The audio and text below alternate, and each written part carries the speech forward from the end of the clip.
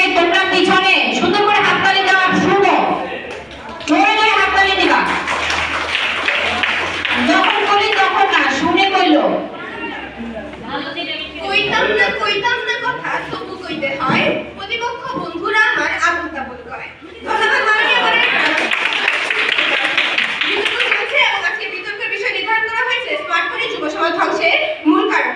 অত্যন্ত যুক্তিযুক্ত কারণে আমি এবং আমার দল এর বিপক্ষে অবস্থান করছি। মাননীয় মডারেটর ইতিমধ্যে আমাদের প্রথম বক্তা স্মার্টফোনে যুব সমাজ ধ্বংসের মূল কারণ এ বিষয়ে সংজ্ঞায়ন করে গেছেন। আমি এখানে তার কিছু কারণ তুলে ধরব। আমার প্রতিপক্ষ দলের দ্বিতীয় বক্তা বলে গেলেন মায়েরা শিশুর হাতে নাকি মোবাইল তুলে দিচ্ছে।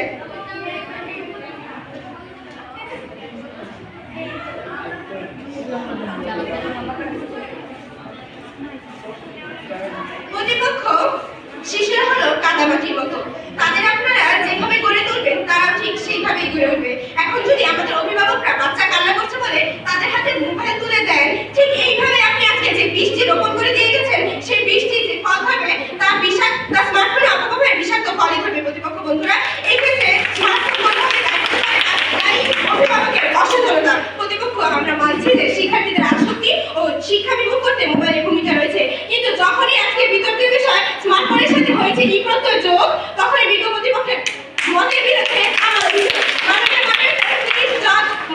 তথ্য অনুসারে 8 থেকে 14 বছর বয়সী 4.8 মিলিয়ন কিশোর শিশু শ্রমের সাথে যুক্ত, যার পিছনে প্রধান কারণ হলো দারিদ্রতা।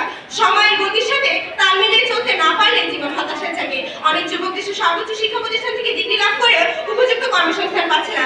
এই দারিদ্রতা ও বেকারত্বের চরম পর্যায়ে এসে তারা জড়িয়ে পড়ছে চুরি, ডাকাতি, রাজধানীর মতো নানা অনৈতিক কর্মকাণ্ডে, যেখানে স্মার্টফোনের কোনো প্রভাব পরিলক্ষিত হয় না।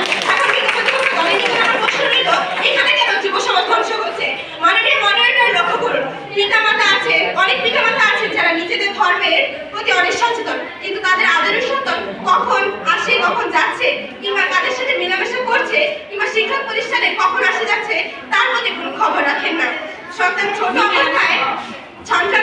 ছোট অবস্থায় শাসন করতে বলে বলেন বড় হয়ে ভালো হয়ে যাবে, আর বড় হয়ে শাসন করতে বলেন এখন আর তাদের সাথে পারছি না।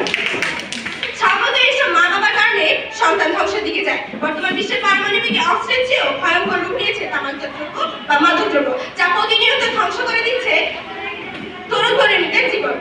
মাননীয় মডারেটর, নিউ টাইমসের একটি গবেষণায় দেখা গেছে 98% জন মাদকাসক্ত ধূমপানের মাধ্যমে নেশার জগতে প্রবেশ করছে। নেশা কোনো দর্শক নয়, বরং এই কারণে পুরো পরিবারকেই কষ্টের সাথে খেলা করতে হয়। মাননীয় মডারেটর, মাদকদ্রব্য গ্রহণের মাধ্যমে যুবশক্তি শরীর ভাঙছে, ঘর ভাঙছে। এই জন্য বলা যায় alcohol is the most important cause of broken home and of broken home. একমাত্র মোবাইলই কখনো যুব সমাজ ধ্বংসের কারণ হতে পারে না। মাননীয় মডারেটর, আমার প্রতিপক্ষ দলের দ্বিতীয় বক্তা বলে গেলেন ফেসবুকের কথা। তিনি হয়তো বিতর্কের আসল বিষয়টি ভুলে গেছেন, যেখানে বিষয়টি হচ্ছে স্মার্টফোনে যুব সমাজ ধ্বংসের একমাত্র কোন সম্পর্ক কি।